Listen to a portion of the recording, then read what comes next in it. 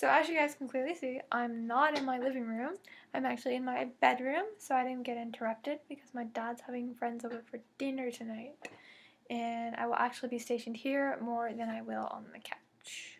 I think there's probably a good story there for book 8. I want a book 8. I want a book 8. And I want J.K.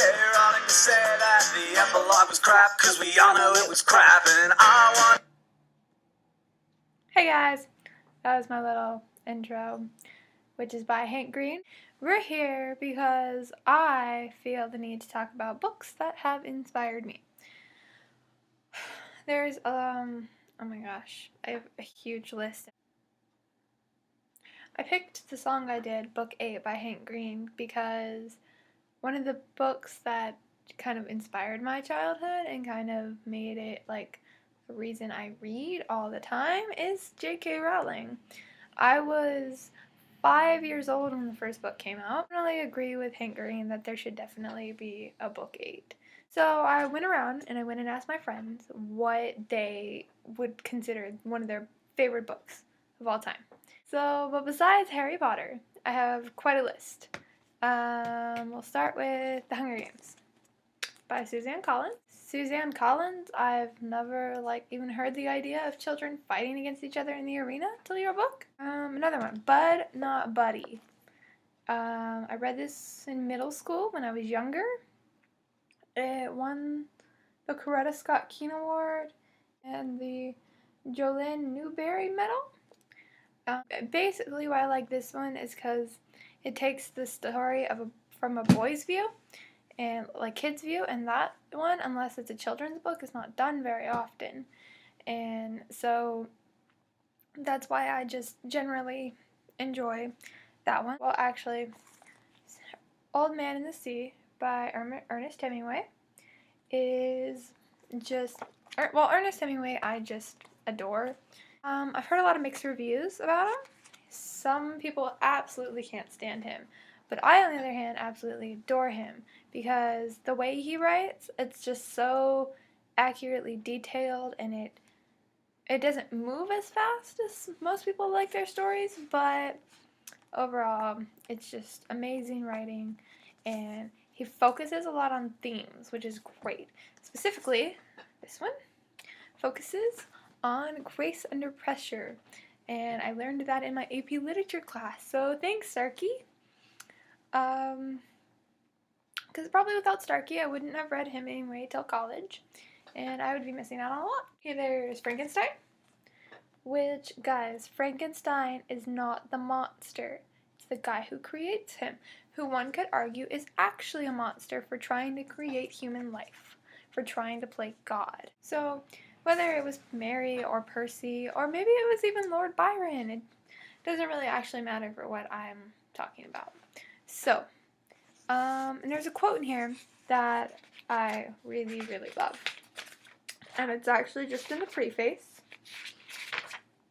And it's talking about what it's like to work on something. And so here's what it says. It says, with the joy a child feels when he embarks in a little boat with his holiday mates on an expedition of discovery up his native river. Which I wonder, well, they can't be, but wouldn't it be kind of cool if they were referencing the Huck Finn? Because that's exactly what Huck Finn did. Okay, let's get historical, because that's my favorite subject, history. And this one was recommended to be put on the list of favorite novels by my friend Adam. This is one of the only novels he actually enjoyed in AP Literature class, and he will openly admit that. He will also openly admit he hated Wuthering Heights. Now, Wuthering Heights has its own qualities, but I won't be reading it again anytime soon either. All Quiet on the Western Front is about Paul, who is transferred into the war, into World War I. It doesn't actually matter what side of the war he's on, because really Paul just represents every man. And that's what I love about history books. I love history books that can represent every man or woman in whatever setting they're in. And so that's I love it. So it's kind of like, okay, here's a quote from the opening page. This book is to be neither an accusation nor a confession, and least of all an adventure, for death is not an adventure to those who stand face to face with it. It will try simply to tell of a generation of men who, even though they may have escaped shells, were destroyed by war. And that's completely correct, because partway through the book, Paul goes home, but he doesn't understand what it's like to be home because he has been at war for so long. They were actually called, the World War I soldiers were actually called the Lost Generation because they were all basically boys when they entered the war, and they all came out as men, but they're still like 22, 23 years old, so they are kind of just lost. They're there. They don't really have a place because war was their place. Why has this book inspired me? This book's inspired me because I'm a history nerd. I spend far too much time in the library reading about history, and it also inspires me because it can fit anybody. Anybody can be brought together by this novel, whether you're old or young or male or female. It doesn't matter, because if you enter war, you're going to experience exactly what Paul experienced. Whether you're old or young or male or female, it doesn't matter. It doesn't matter. You're going to be every person.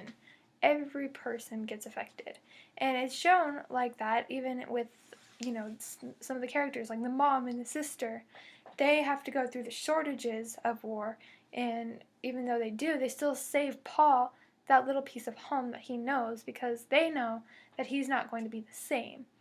It's like this quote I found. It's by F. Scott Fitzgerald, and he basically says that's the beauty of literature, is you realize you're not so alone.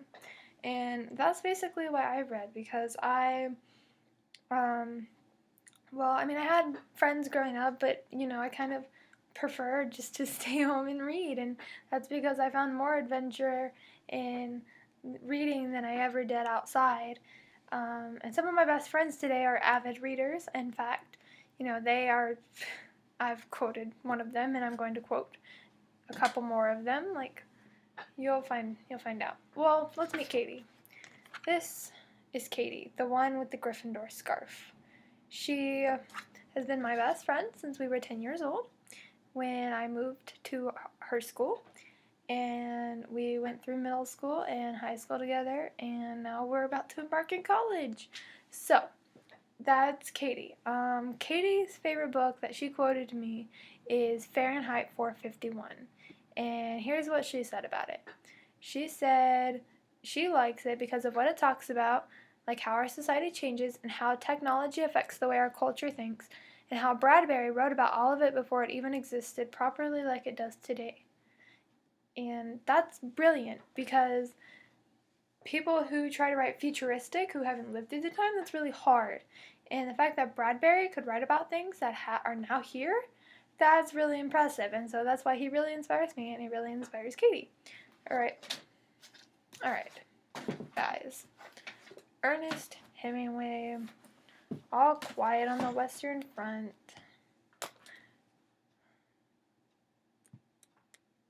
Frankenstein, Bud Not Buddy.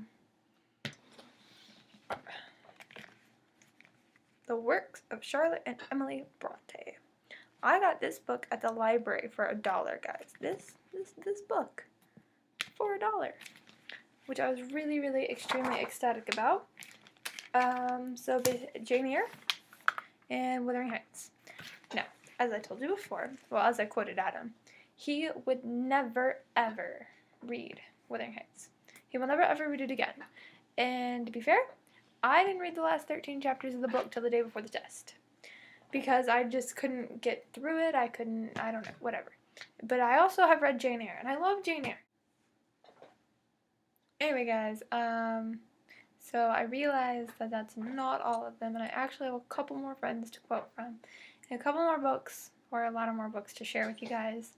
And that's basically it for this video, because this video is already over 10 minutes long, and I apologize. So, bye!